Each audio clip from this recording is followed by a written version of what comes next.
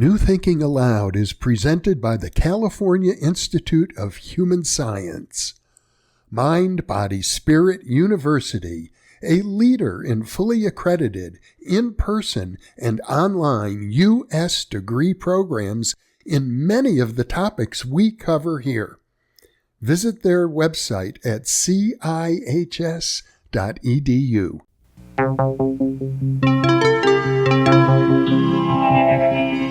Thinking Aloud. Conversations on the leading edge of knowledge and discovery with psychologist Jeffrey Mishlove.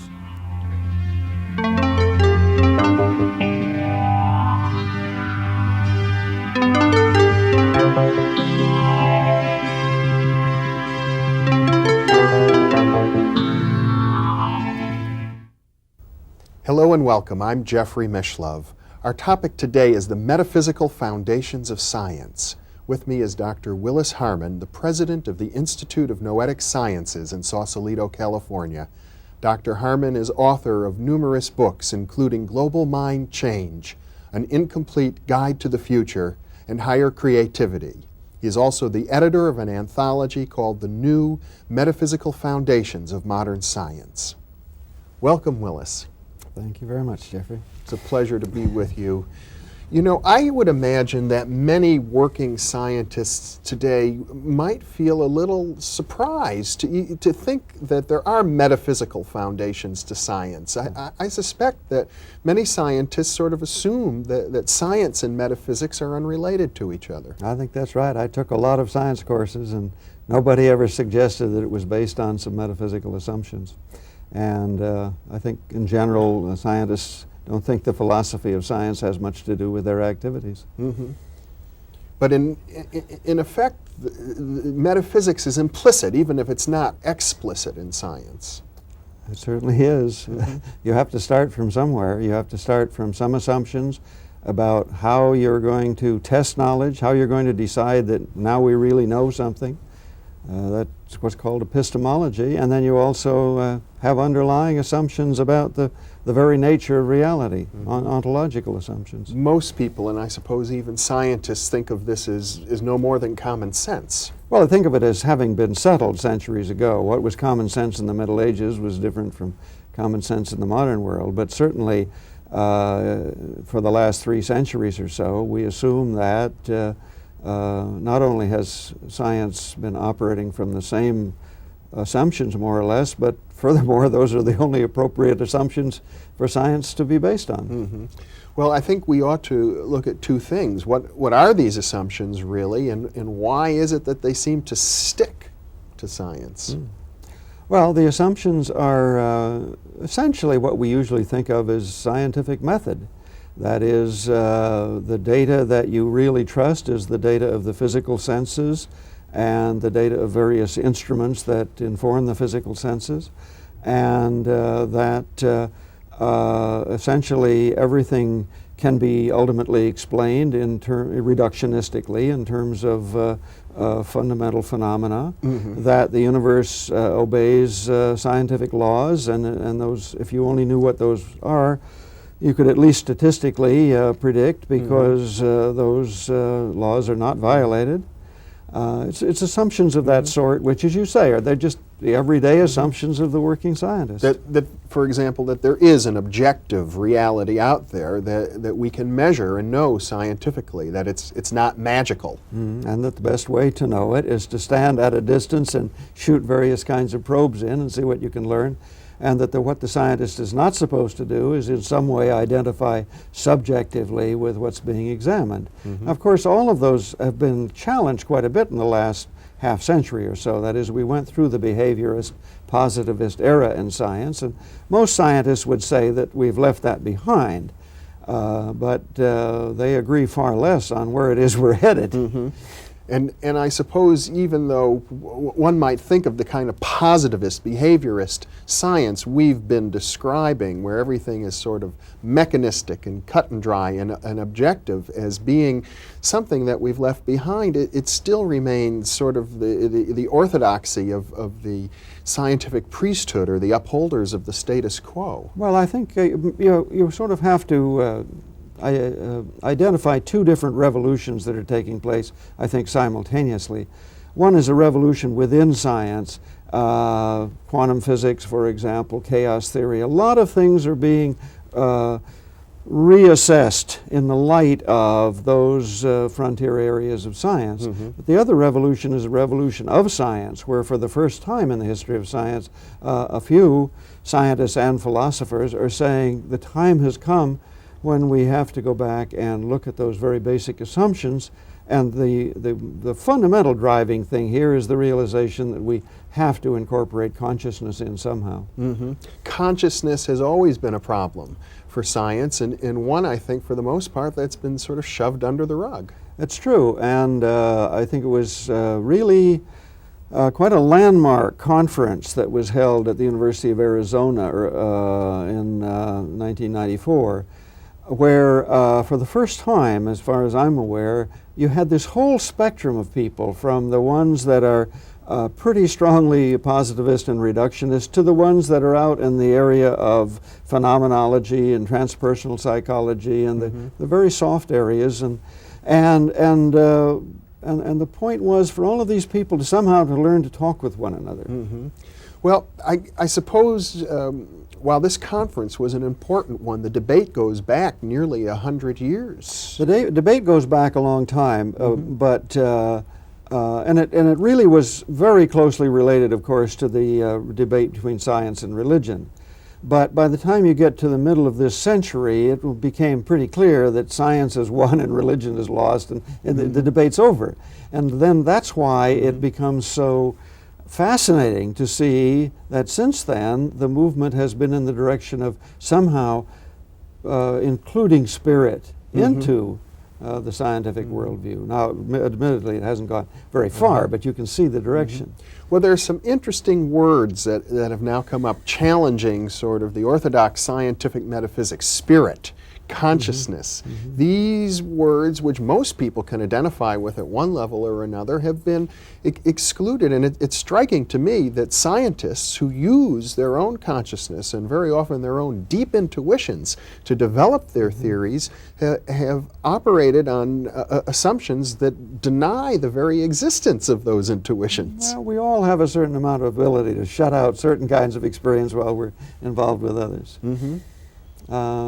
But, you know, while you raise these questions, it's in no way denigrating the kind of science that we have and the things that it can do. But we have a science that was dedicated to prediction and to control and to devising manipulative technologies, controlling the physical environment. And for that purpose, it's absolutely superb. But the mistake was made largely by the non-scientists, I think, in elevating that kind of a worldview into the position of a worldview by which you try to guide your life, and in particular, guide the powerful institutions of society.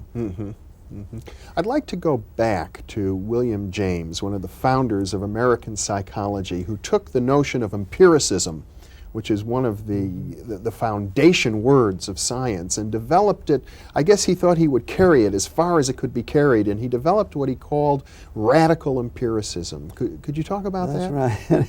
In fact, he played it safe, and the material wasn't even published until after his death, or at least it wasn't gathered together into a book. But the basic principle of radical empiricism is simply, yes, empiricism is how we find out. We try things, we observe, we gather all the data that we can. But radical empiricism has two principles. One is that you don't leave out anything, especially you don't leave out anything on the basis that it couldn't happen because our scientific laws said it couldn't happen. And the other part of it is that you include nothing but experience. That is, your science is based totally on experience, but it's external and internal experience. In other words, if conventional science maintains that all of our knowledge comes through our senses, the radical empiricist says, yes, but what does it mean to obtain knowledge through the senses? Isn't there a consciousness in there? Yes, I think the radical empiricists would probably say that. Yeah. And in many ways, the current debate is one in which scientists from many disciplines, from anesthesiology to quantum physics to psychology and computer science, are trying to understand exactly what is the role of pure experience, of consciousness, of intuition in science. I think that's exactly right. There really are two fundamental approaches to this, it seems to me. One is to say, science must be right because it's been so effective so far, so therefore there must be ways that we can patch up things through quantum physics, chaos theory, holographic theory, or whatever. We must be able to get consciousness in. The other approach is to say, whoa, if we go back now and look at the fundamental assumptions, and quantum physics helped here. Quantum physics showed that you couldn't leave out the consciousness of the observer. Well, then, you'd think then that the rational thing to do at that point is to say, well, let's go back and re-examine how we started and how consciousness got left out. That's, of course, not what happened by and large, but what happened was to increase the faith that somehow if we push quantum physics a little farther, we'll find the rest of consciousness. But consciousness was left out in the basic founding assumptions of science. I mean, if we were to go back 200 or 300 years ago to Newtonian science or the writings of Francis Bacon, we'd see a worldview in which there's the observer and the observed, and the two are separate, that the observer does not influence or partake of that which is observed, typically. Well, I think if you go back that far, what you'd find is that this was an expedient thing to do. It was a way to get started. It was a way to start an empirical science, and from a political standpoint, it was a way to start an empirical science without running afoul of the powerful church. Yes. Because they had staked out, the church had staked out the mind and consciousness and spirit as the church's territory. So it made all the sense in the world for science to start that way. It's just that by the time we get to the end of the 20th century, it's time to broaden the window. Today we have a notion coming from many fields, from biology, from ecology, even in quantum physics, the notion of holism, that the universe is an unseparated whole at its deepest level. That's right. Now, that brings up a very, very interesting point, that science is all about cause. That's why you have science. You're trying to find the explanation, the causes for the phenomena. Now, if really everything is connected to everything, if there really is only a oneness, everything then affects everything, and everything is the cause of everything in a certain sense, so that the whole idea of causality has to be revised. And if I, as a scientist, am to accept that my own consciousness, the way I think, my values, my goals and aspirations, if these are an intimate part of the nature, of the natural world that I'm attempting to study, then I might begin to think differently about what I'm doing to begin with. I think for the typical scientist, this is a whole succession of shocks. That is, the first shock is to realize that there's a bias introduced just in the way you create the experiment and even deciding to do it. And then there's a bias that comes in the perception, because we now recognize how powerfully the contents and the processes of the unconscious mind affect the way we perceive, not just with our eyes, but in every sense. And even though we all know that, it has never been applied to kind of the studying again of how we go about science. We act as though scientists didn't have an unconscious mind, everybody else does. But then, when you pursue the holism even further, then you find that there are even more subtle ways than perception and ESP in which things are connected, and you just can't create an experiment which is isolated, even though, of course, you can come reasonably close, and that makes the kind of science that we have now still extremely useful. In other words, conventional science still offers us what appears to be a pretty good approximation of reality. It's not about to be displaced for scientific work, but it probably is going to be displaced in terms of a cosmology and a worldview that will guide the society. And one of the major areas of your own work is to look, I think, at the perennial philosophy, the mystical traditions, the work that's going on in transpersonal psychology and in psychic research, and to say, let's see what these traditions, where very serious people have been exploring consciousness in many different ways, what do they have to contribute to the scientific endeavor? Well, if you're going to study consciousness, it only makes sense to turn to the ones who devoted their lives to that. And so you do pay attention to the mystics and the spiritual philosophers and the especially to the core esoteric traditions of the various spiritual traditions of the earth.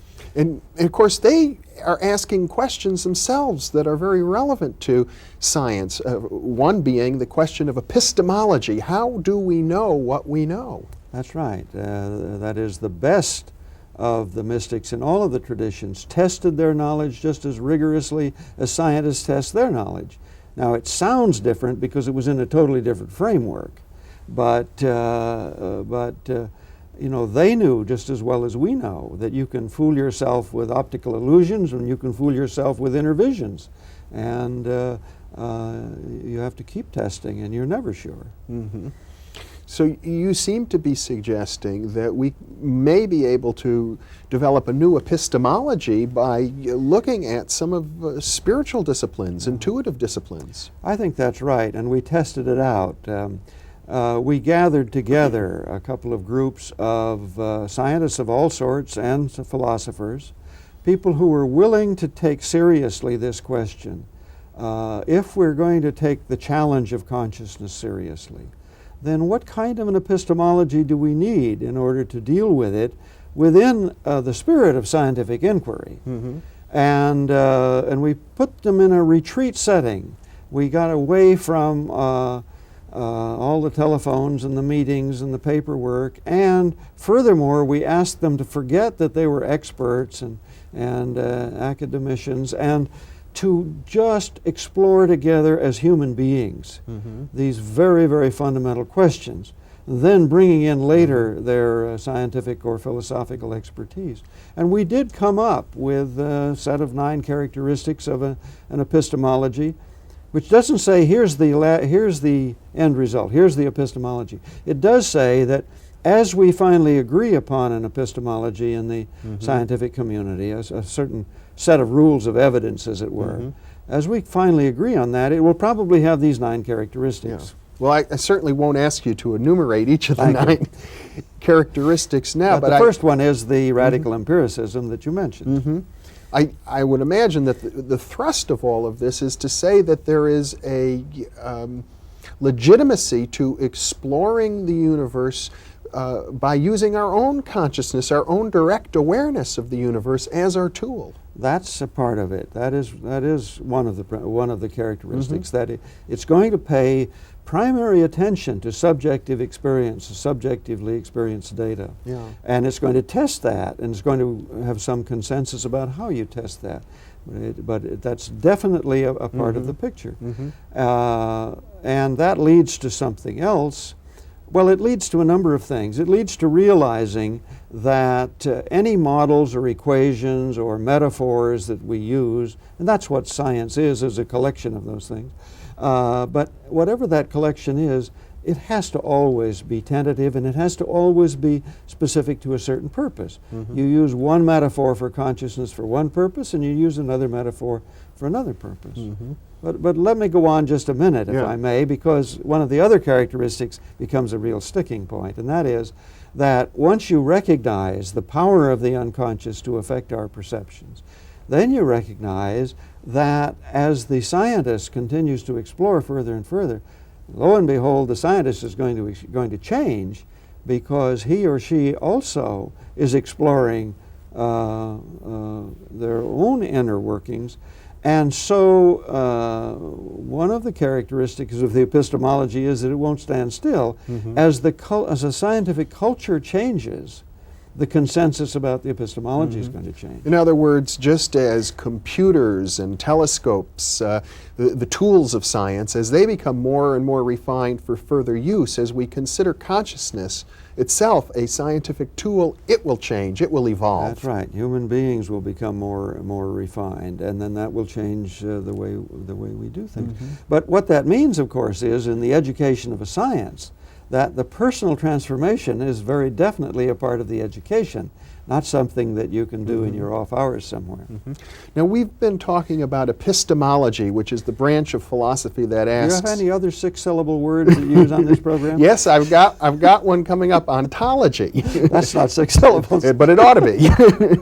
Epistemology is a tough one. It means how do we know what we think we know? And ontology is another branch of philosophy, asks the question, what is it that is ultimately real? Yeah. What are your assumptions about ultimate reality? And of course, the assumptions of the Middle Ages were one thing, and the assumptions of the present-day scientist are quite different. And the assumptions of science, by and large, and there are always exceptions to these fine generalizations, but the assumption, by and large, is that that the universe follows certain regularities which can be studied, and that ultimately a nomothetic science, there's another one, nomothetic, that is a science about laws, will ultimately completely describe the universe and all the creatures in it. Whereas the emerging point of view, I think, is that has to be tempered, that the scientific laws hold under certain conditions. One of the conditions being that consciousness is not intervening somehow in the experiment. Well, the traditional scientific ontology is, I guess, what one might call materialism, monistic materialism. You know, everything is made out of particles of matter, or particles of matter and energy. Now I think we're looking at a larger view in which we say, yes, of course, matter exists, particles exist, but there are other levels. There are, in fact, several levels of consciousness and levels of culture and levels of biological systems that cannot be reduced to the interactions of billiard ball-like particles. Yeah, I don't want us to caricature the scientists. They aren't necessarily 100% pure materialists. But scientific law is something real, but it's not material. So there is a certain amount of idealist philosophy that comes into science too. But there has not been clear thinking about it on the part of the scientists, and there hasn't been clear thinking about it on the part of the philosophers either, it seems to me, because they've gone off and gotten involved with other subjects, and they haven't had much wise to say about this recently. There is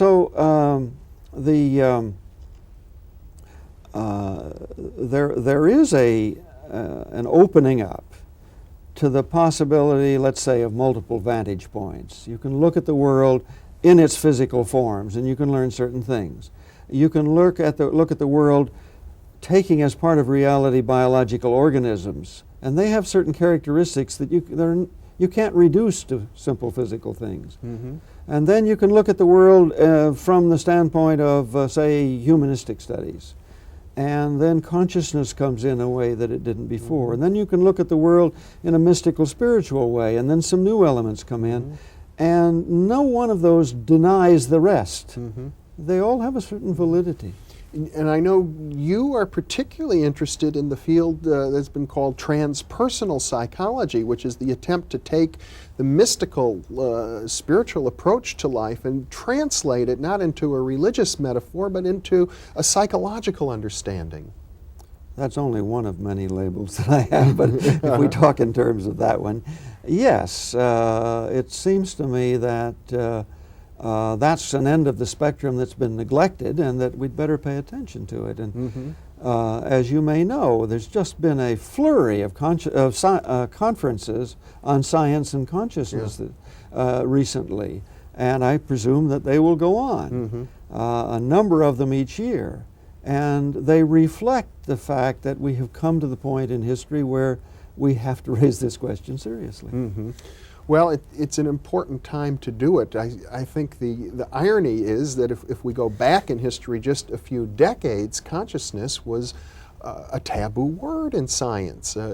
People would be afraid of losing their research grants or not getting tenure if they spoke too vociferously about the mind. Well, yeah, the conscious awareness of the scientist was, of course, recognized as something that was there, but it was assumed that someday we will have an explanation for that in terms of the processes within the central nervous system or somewhere. And in fact, you can still hear scientific papers on occasion that are on the subject of where do we locate consciousness in the human body. Right. I think it will turn out to be a nonsense question. Well, I suppose it's fair to say that the mainstream of the scientific community still sort of holds the faith that the neurological sciences will ultimately provide us the foundation of consciousness. Well, again, there is an evolution taking place. Some years ago, the Sloan Foundation put up a good big sum of money to develop what came to be known as the neurosciences, which didn't exist. It was a lot of separate disciplines that were brought together. And then later on, they did the same thing with regard to what came to be called the cognitive sciences. And I think now it's time for some foundation to come forth and say, we'll put up some money to develop consciousness research as a valid, legitimate field of inquiry, which it has not been, as you observe. So the day may come when the intuitive sciences will take their place side by side with the neurosciences and the cognitive sciences. Without feeling ashamed. Well, Willis, it's been a pleasure pursuing this exploration with you. It strikes me that what you're doing is waving a banner for people to say, hey, look what's going on. You know, the age is changing. The old assumptions are dying, and we have to allow all of the serious thinkers, and maybe even some of the not so serious thinkers in our society, in on the discussion, because reality itself is evolving in a new way, or certainly our understanding of the fundamentals of reality are evolving. I think that's right. And so far, of course, we've only talked about embodied consciousness. Well, we'll have another conversation and look at Right, disembodied consciousness as well. Willis Harman, it's been a pleasure. Thank you so much for being with me. Certainly a pleasure for me, too. And thank you for being with us.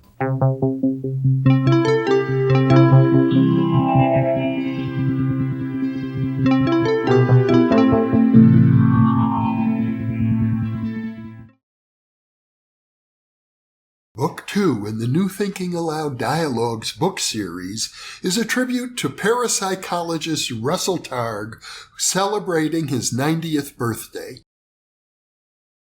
New Thinking Aloud is a non-profit endeavor. Your contributions to the New Thinking Aloud Foundation make a meaningful difference in our ability to produce new videos.